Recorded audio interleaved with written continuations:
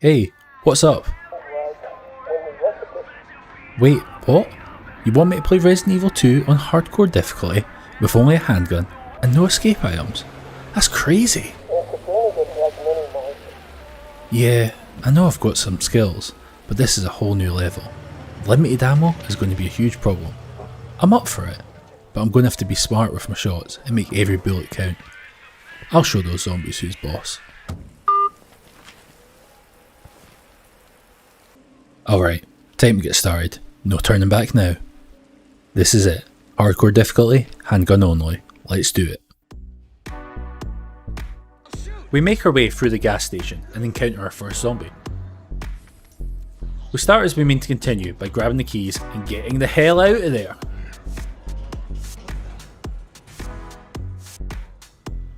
After some dramatic scenes that I definitely didn't forget to record, we end up on the streets of Raccoon City, surrounded by the living dead. Time to run for it, I think. We break through the horde and make our way into the RPD.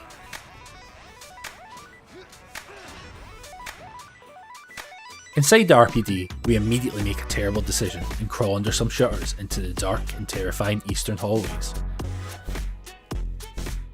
Smart move, Leon. At the end of the hall, we hear the banging of an officer trying to get through another shutter. We open it and try to pull him through, but let's just say that didn't go to plan and use our imagination to save me from having to censor the content. With the officer's notebook in hand, we put our dodging skills to work, evading the newly emerged zombies and make our way back to the entrance hallway. Boy, that was close. The trip through the western hallway was relatively uneventful, with us being able to evade approaching zombies easily enough. A pair of zombies did follow us into the safety deposit room while we were trying to gather some supplies, but we applied the old strategy of walking away from them slowly and managed to evade them. In the offices, we grabbed some supplies and the extended magazine for the handgun. But then things started to turn. Our attempt to evade the previous zombies didn't quite work out, and another one of them got himself into the mix. We tried walking away slowly again before dodging around them, but we got caught in our effort. Oh, first blood. In a panic, we even forgot to grab the side pack. Oh well, at least the zombies aren't in the hallway now. We book it to the safe room, restock our already low healing supplies and head on upstairs. On the stairs, we encounter a zombie who we managed to lure over the banister. He's out of the way for now, but I'm sure we'll have to deal with him later. In the attic, a licker dashes past the window. Oh yeah, I forgot about them. They might be blind, but if we try to take them down with a pistol, we'll get ripped apart and be out of ammo very quickly. I think we better avoid them. After a quick trip through the library, we head down to the western hallways again to barricade some windows. Let's hope that keeps some of the zombies out later. Especially as we're inevitably going to have bigger fish to fry. As we head through the east side of the building, Leon somehow manages to guess the combination to the safe containing the Matilda muzzle brake. I have no idea how. He must be a psychic. Oh well, I'll take any advantage we can get at this point. After a helicopter crash that somehow does very little damage to the building, we head down the fire escape and grab the bolt cutters. We make our way through the offices as quickly as we can, grabbing the fuse and the pipe valve. This place is going to get real dangerous real fast, and I don't want to have to come back here. As we unblock the door to the hallway, we get grabbed from behind, going into a near-death state. Guess that's more of our precious healing gone. We dodge back into the office to create some space. It has become clear that we are starting to get overwhelmed. We make a valiant effort to dodge the horde, even firing our first few shots of the run, before we get taken down once more.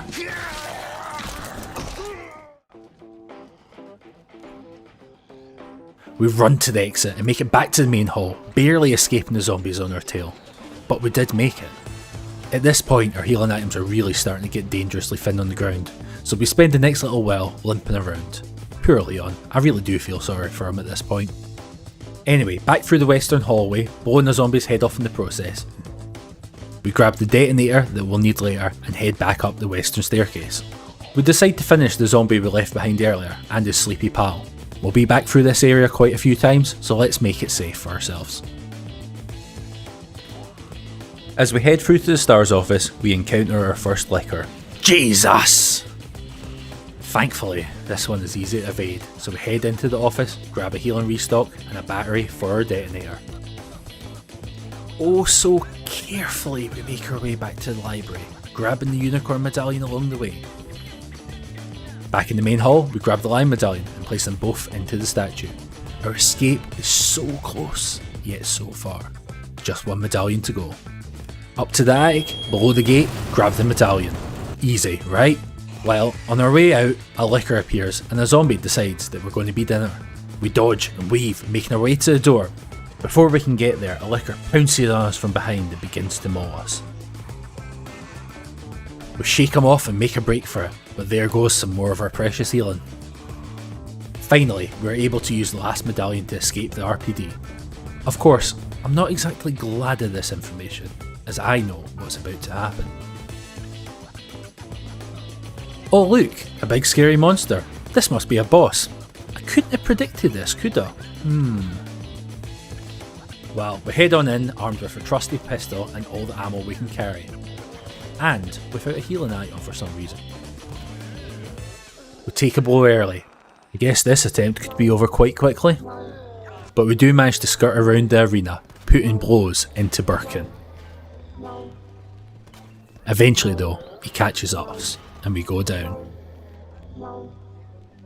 Second attempt, we learn from our mistakes and go in with a healing item.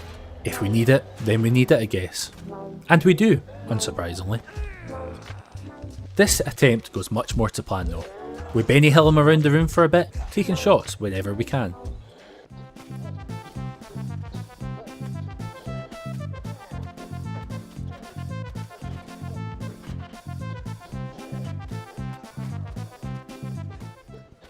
Eventually he goes down, having only cost us around 70 or 80 bullets. We have plenty left for now, but if that's what it's going to take to get through a boss, then we could be in trouble if we don't keep conserving our ammo. I guess those bites we took earlier might have actually been worth it to save our ammo. We head up into the garage to finally get out of this blasted place, but Leon gets distracted by an attractive woman. I try to dissuade him, but he heads after her. Bit creepy. Once in the holding cells, Leon snaps back to reality, grabs the crank handle and realises he really needs to get back to work. We take the time to grab the stock upgrade for the Matilda. This takes up more inventory space, but it enables burst fire, which could be useful down the road. While not strictly necessary, we take a small detour to grab the diamond key, so that we can get the side pack in the safety deposit room later. We managed to avoid the zombies on the way out, but they saw where we went. That couldn't possibly come back to bite us later, could it? We turn the power back on, and brace against the oncoming zombie dogs. These guys are fast and hit hard, and they're hard to take down without wasting ammo. We kill off the ones we can't avoid, then proceed back to the RPD at breakneck speed. We definitely got a few chunks taken out of us there. Proceeding past the break room, we come face to face with a sizable group of zombies, and they have to go down. We head upstairs to grab the large cog for later, but one of the zombies in this room catches our scent. We do evade him easily enough though. Heading through the main hall, it's clear Marvin isn't feeling himself. Poor guy. But we can't spare the bullets to put him down. Sorry Marv. After playing keep away with the licker in the west hallway, we grab the side pack. Ah, that sweet, sweet inventory space. Perhaps we won't need it, but better safe than sorry. Back over on the east side, we commit to triggering Mr. X. We head down the ladder, which Leon breaks with his fat ass, and make our way to the rear safe room.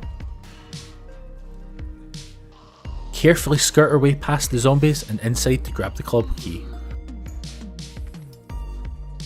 But one of them follows us in. Great. There's a small room with a zombie in it between us and freedom. We await the perfect moment and make a break for it, only to be grabbed.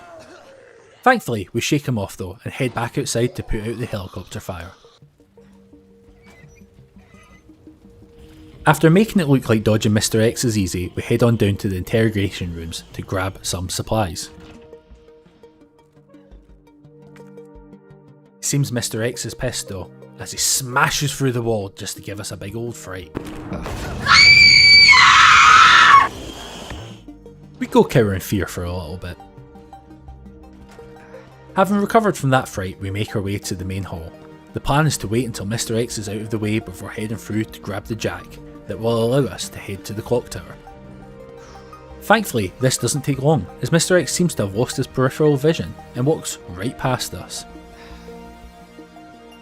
We sneak past the liquor and grab the jack before heading back down the hall towards the main hall. Surprise! Yeah, Mr. X is back and he pops Leon's head like a grape. Let's try it again.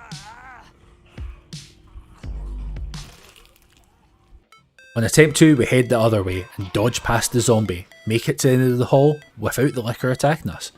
Boy, that was lucky. Back up in the library, we skillfully evade the zombies, line up the bookcases, and head on up to the top floor. I think we're on top of our zombie evading game at this point. Oh, god damn it!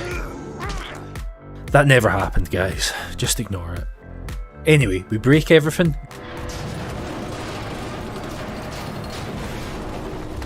Grab the electronic part and head on back downstairs.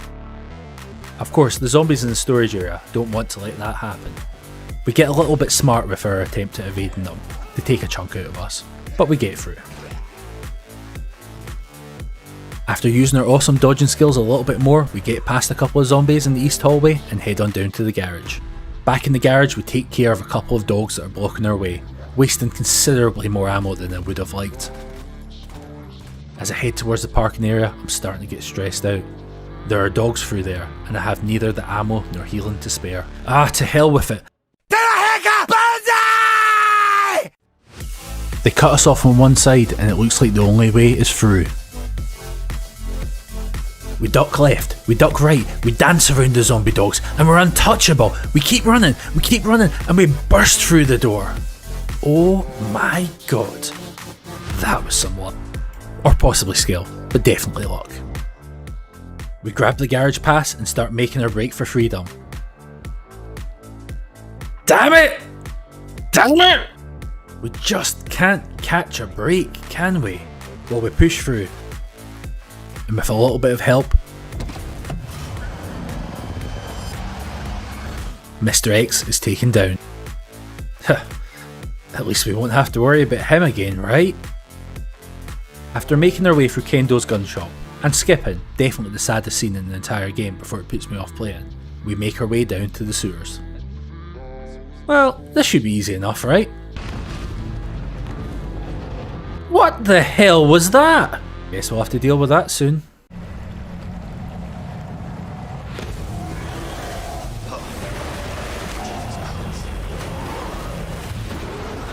Leon, get out of there!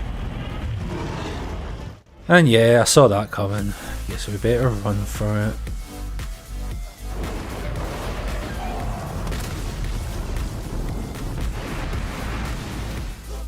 Well, that's that dealt with then. Hold on, what do you mean I didn't use a handgun? Let's ask the judges. Okay, yeah, thanks. Yeah, no, I agree. Okay, verdict's in. Since the bullet was fired from the gun, that means we have still only used a handgun, so we're all good. Of course, if you disagree, feel free to let me know in the comments. I'm more than happy to defend the judge's decision. Anyway, after that shock, the screen fades to black. I don't know if I fell asleep or something, but Leon suddenly looks quite sexy in his form-fitting red dress. It's a bit strange. I'm not going to question it too much. Let's just get on with it. A few zombie kneecaps and a bit of evasion later, and we make our way through a broken fan grate with Mr. X hot on our heels. To top it off, someone decides to turn on the pizza oven while we're inside it, which is a bit unfortunate, I suppose. We do what we do best and break shit before getting out of there. It all fades to black again. Hold on, we aren't where I thought we would be, and Leon is looking a bit more like himself. That's good, I suppose. We make our way through the sewers, baiting and dodging zombies as we go. We then stare down the G-Mutant for a while before convincing them to let us walk past. Right, time to gather up all the bizarre chest piece electric plugs we need to proceed through this area. You know, zombies, they're plausible, right? Giant underground secret labs and sewers? Yeah, I can get behind that. But these electric plugs, nah, that's the limit of believability for me. Anyway, we proceed and take out a few zombies as we go, since they are in a high traffic area. We grab the storage room key, make our way past the G-Mutant, and back up to where the Rook piece lives. Unfortunately, this place is swamped with the living dead, and they take a few chomps in our direction. Still, we got some bullets and a large gunpowder, so not a complete waste of time. What we don't get though is the damned plug we came up for. Silly. Right, best head back up there.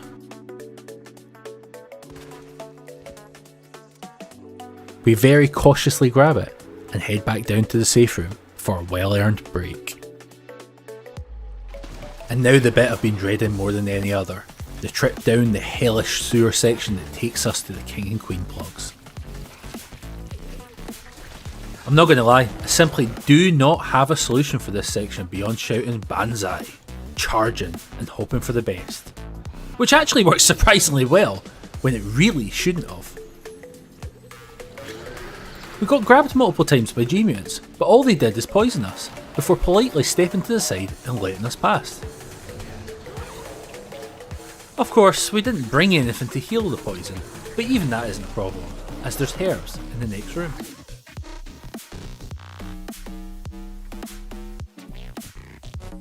We grab the plugs and get the hell out of there. Getting back involves baiting the G-Mutants some more, but we have a much easier time this way. Right, on to solving the puzzle so we can take on the G2 boss. I definitely, obviously, got this right first time. So Birkin decides to start this fight by trying to smoke us out, and then crawling about in the ceiling trying to grab us. We outsmart him by walking in a circle. You've got to think he would have been better just taking us head on.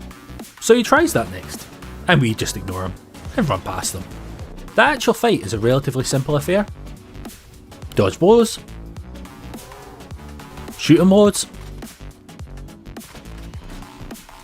make him take a knee, hit him with a crane, shoot him loads, get hit again, get grabbed, die? Oh, shit, that's the wrong footage. Yeah, I don't know where that footage came from. In reality, we just hit him with a crane and he fell off the edge.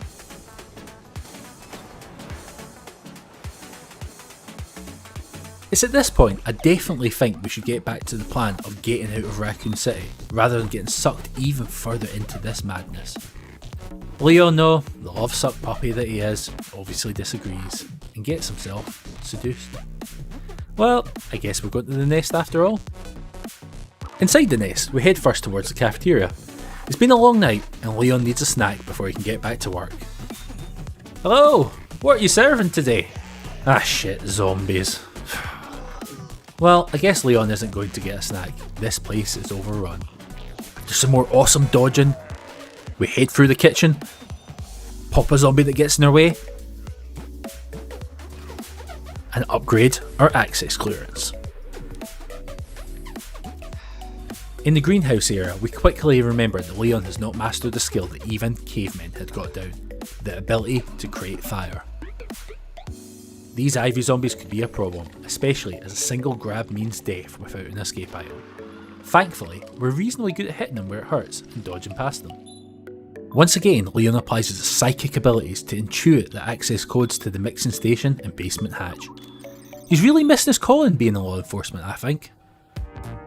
We mix up some herbicide and head down to the basement.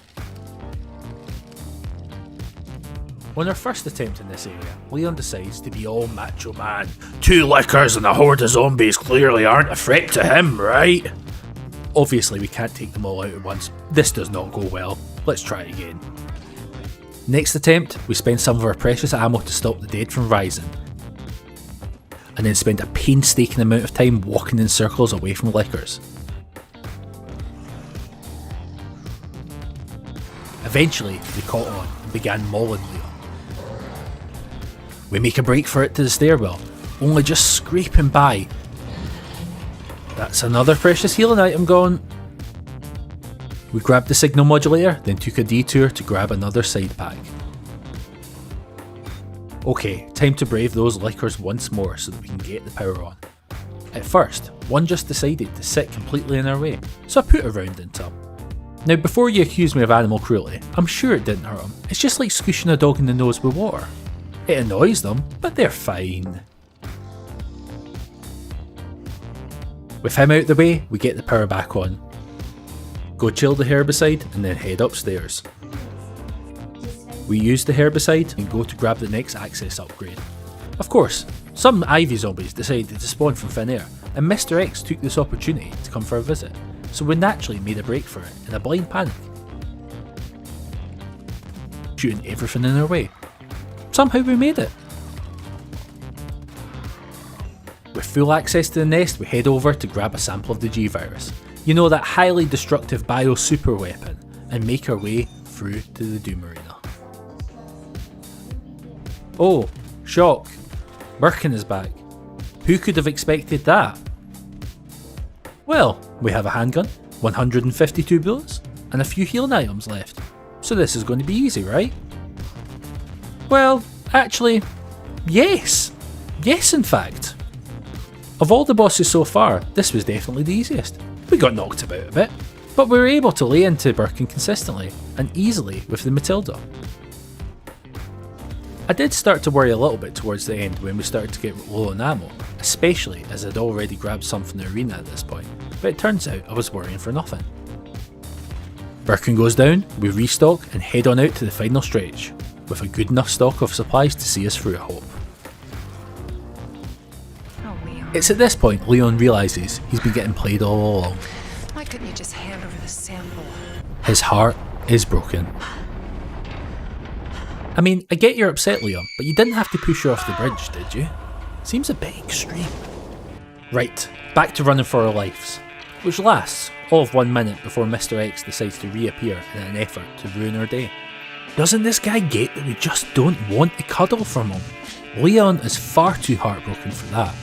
We tried to shake him off, but he just won't take the hint. He seems to get the idea that taking his top off will help his cause, but Leon just doesn't look into this.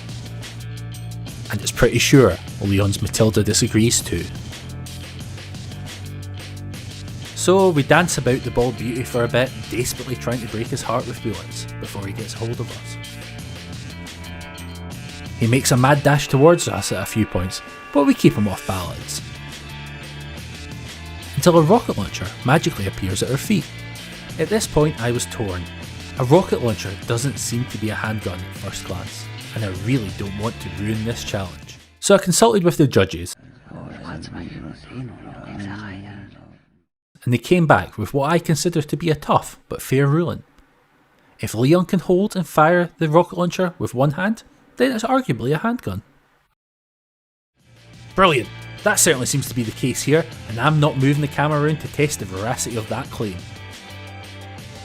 2 rocket handgun rounds later, and Mr. X is a bloody puddle on the floor. I think he's probably got the message now at least.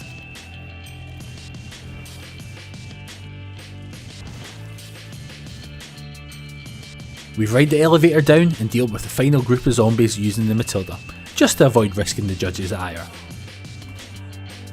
And then head on through to finish the game.